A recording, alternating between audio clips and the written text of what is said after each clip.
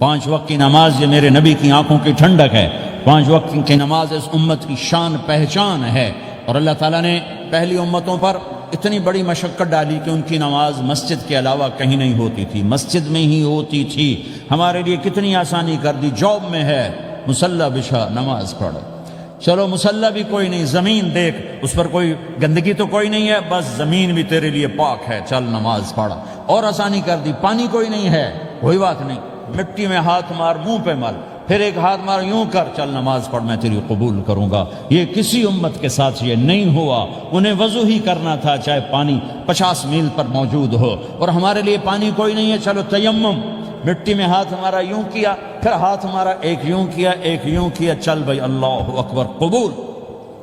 عمار بن یاسر رضی اللہ تعالیٰ عنہ سفر میں تھے، ان کو نہانے کی ضرورت ہو گئی، نائٹ فال ہو گیا، تو انہوں نے سوچا کہ ویسے تو آدمی کو وضو کی ضرورت ہوتی ہے تو خالی منہ پہ ہاتھ مارا اور یوں کونیوں تک، لیکن مجھے تو غسل کی ضرورت ہے، تو خالی اس سے تو کافی نہیں ہوگا۔ تو انہوں نے کپڑے اتارے، اکیلے تھے، ریت کے اوپر کبھی یوں لیٹے، کبھی یوں لیٹے، کبھی یوں لیٹے، 3-4 دفعہ یوں یوں اور یوں رول ہوتے ہوتے پھر انہوں نے نماز پڑھی۔ آئے اللہ کے نبی کی بارگاہ میں، یا رسول اللہ مجھے رات کو نہانے کی ضرورت پڑ گئی، تو میں نے کہا وضو کے لیے تو خالی یہ 2 دفعہ کرنا کافی ہے، تو یہ تو نہانا تھا، تو میں تو ریت میں خوب رول ہوتا رہا۔ میرے نبی نے انما یکفیک ضربتان، ارے سیدھے بندے عمار، اس کے لیے بھی اتنا ہی کافی تھا کہ تو یوں کرتا اور یوں کرتا اور تو پاک ہو جاتا۔ اللہ نے اس نبی کے طفیل، اس محبوب مصطفیٰ صلی اللہ علیہ وسلم کے طفیل، اللہ نے کیا کیا سہولتیں اور آسانیاں ہمیں عطا فرمائیں۔ پھر نماز 4 کی 2 رکعت کر دی، کہ تم مسافر ہو 2 پڑھو، روزے میں سفر میں روزہ معاف کر دیا، بعد میں رکھ لینا، بعد میں رکھ لینا، قضا کرنے کا حکم، بالکل چھوڑنے کا نہیں۔ اور کہا کہ بھائی مریض ہو چھوڑ دو، مسافر ہو چھوڑ دو، اور نماز 2 رکعت کر دو، سنتیں چھوڑ دو۔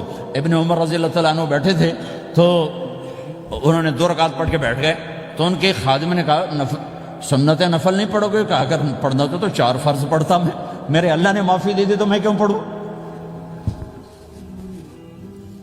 میرے نبی نے سفر میں سنتیں نہیں پڑھی کبھی، اپنی امت کو سہولت دینے، فجر کی سنتیں 2 پڑھتے تھے، اس کے علاوہ سنتیں نہیں پڑھی تاکہ میری امت کو سہولت ہو، آسانی ہو۔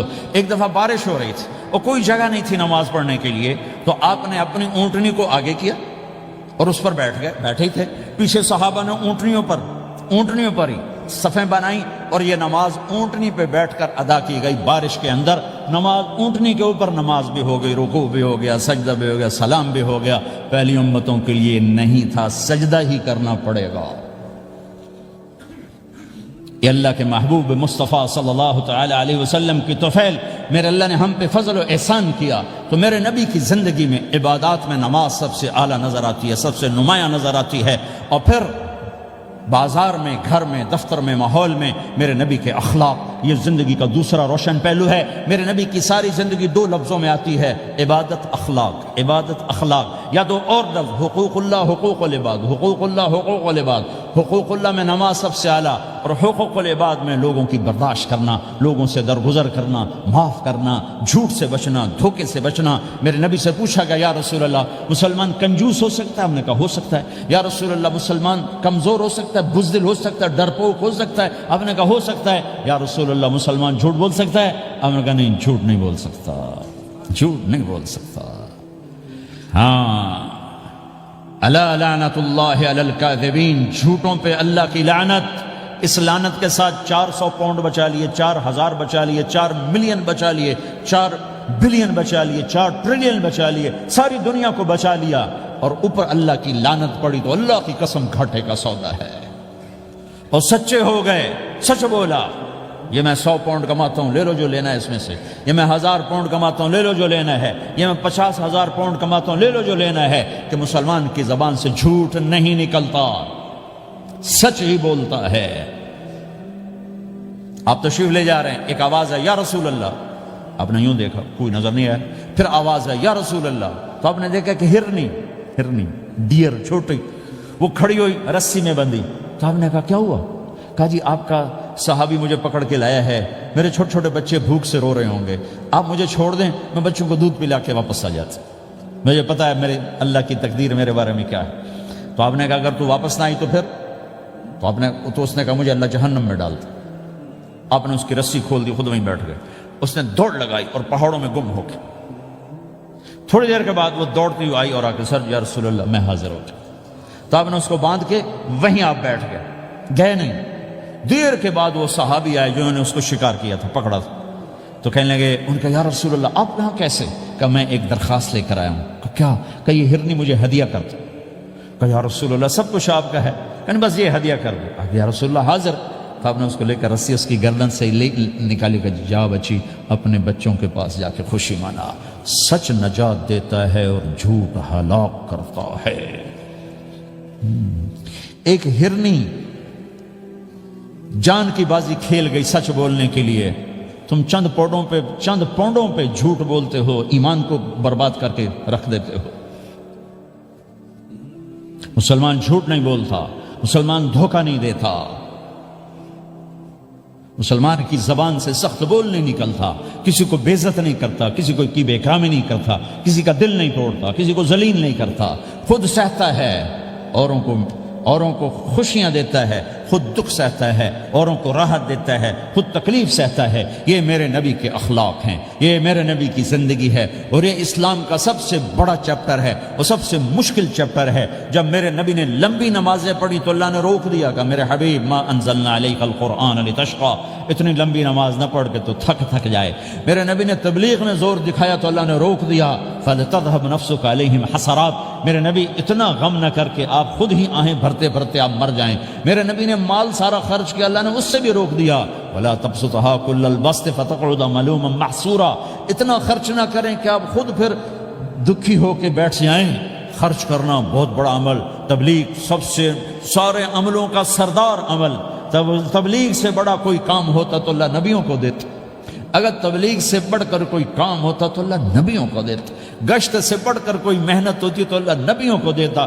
950 سال نوح علیہ السلام گشتی کر رہے ہیں, اور اللہ کی مان لو. اتنا عظیم عمل کا میرے نبی درمیانہ نماز سب سے بڑی عبادت, میرے نبی درمیانہ کام.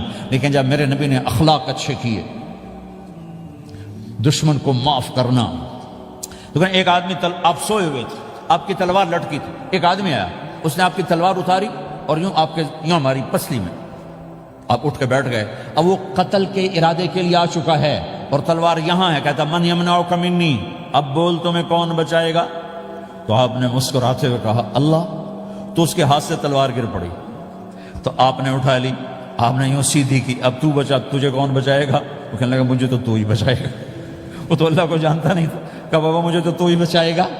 تو آپ کہتے ہیں اس کا سر اڑا دو, یہ نبی کو قتل کرنے آیا ہے. میرے نبی نے فرمایا کلمہ پڑھتے ہو؟ کہا نہیں پڑھتا. کہا جاؤ معاف کیا. یہ میرے نبی کے اخلاق ہیں. 20 سال جنہوں نے قتل کے منصوبے بنائے, مکہ والے. جب آپ مکہ میں فاتحانہ داخل ہوئے, ابو سفیان سب سے زیادہ آپ کو دکھ پہنچانے والوں میں پیش. تو آپ نے ابو سفیان کو عزت دی. جو ابو سفیان کے گھر میں داخل ہوگا اس کو کچھ نہیں کہا جائے گا. آپ تو ابو سفیان کو بلا کے سولی پہ لٹکاتے, اور آپ کہہ رہے ہیں جو ابو سفیان کے گھر میں جائے گا اسے کچھ نہیں کہا جائے گا, جو بیت اللہ میں ہوگا اسے کچھ نہیں کہا جائے گا. سارا مکہ سامنے, آپ یوں بیت اللہ کا دروازے پر یوں دونوں ہاتھ ایسے ٹکا کے کھڑے تھے. پھر آپ نے کہا میں کیا کروں گا اب تمہارے ساتھ؟ تو سہیل بن عمر نے کہا آپ کریم ہیں, کریم کے بیٹے ہیں. تو آپ نے کہا جاؤ میں نے معاف کیا. یہ اخلاق آج مٹ چکے ہیں. مردوں سے, عورتوں سے, علم والوں سے, خانقاہ والوں سے, تبلیغ والوں سے, سب زیرو ہوئے پڑے ہیں. جب تک یہ اخلاق زندہ نہیں ہوتے اسلامی زندگی قائم نہیں ہو سکتی, اسلامی معاشرت قائم نہیں ہو سکتی. اور دین 2 چیزوں سے آگے پھیلتا ہے, ایک دعوت اور ایک اخلاق. دعوت اور اخلاق. دعوت نہیں ہوگی تو اخلاق وہیں پڑے رہ جائیں گے. اخلاق نہیں ہوں گے تو دعوت کوئی قبول نہیں کرے گا. میرے نبی نے کتنے معجزے دکھائے مکے میں, نہیں کلمہ پڑھا. بدر میں ان کے 70 مارے گئے, فرشتوں کو دیکھا, جبریل کے گھوڑے کی آواز سنی, کلمہ نہیں پڑھا. خندق میں شکست ہوئی, کلمہ نہیں پڑھا. پانی نکلتے دیکھا, انگلیوں سے کلمہ نہیں پڑھا. ایک بکرے کا ایک بازو پکایا, ایک بازو بکرے کا, ایک اگلا جو بازو تھا, اور 40 آدمیوں نے کھانا کھایا اور ایک بوٹی کم نہیں ہوئی. کلمہ نہیں پڑھا. لیکن جب میرے نبی نے کہا جاؤ معاف کیا تو سارے ہی کلمہ پڑ گئے کہ واقعہ یہ اخلاق نبی کے ہو سکتے. حنین کی جنگ میں جب بھاگے لوگ، شکست ہوئی، تو ایک صحابی کا بھاگتے ہوئے پاؤں ہمارے نبی کا پاؤں پر آیا، اور جوتا سخت تھا، تو آپ نے کہا اوجعتنی، اور آپ کے ہاتھ میں چھڑی تھی، آپ نے اس کو یوں ماری، اوجعتنی، ارے تو نے مجھے کتنا زیادہ درد پہنچایا، دکھ پہنچایا. وہ بیچارے پگھل کے رہ گئے اور پریشان ہو گئے، اور کہیں فرماتے ہیں سارا دن میں پریشان، ساری رات پریشان کہ اللہ کے نبی کو میں نے تکلیف پہنچائی، اب میرا کیا بنے گا. اگلا دن ہوا تو اعلان ہو رہا تھا بھائی جس کا پاؤں نبی کے پاؤں پہ آیا تھا اس کو اللہ کے نبی بلا رہے ہیں. تو صحابی کہنے لگے میں نے سمجھا بس اب میری تو دنیا بھی گئی اور آخرت بھی گئی، اب میرے اوپر کیس بنے گا اور مجھے ڈانٹ ڈپٹ بھی ہوگی، میرا کتنا بڑا گھاٹا نقصان ہوگا. یہ حاضر ہوئے ڈرتے ڈرتے. تو آپ نے فرمایا میرے بھائی کل میں نے تمہیں چھڑی ماری تھی، وہ مجھے معاف کر دینا، اور یہ 80 اونٹ تمہیں ہدیہ دیتا ہوں، 80 کیملز یعنی 80 پراڈو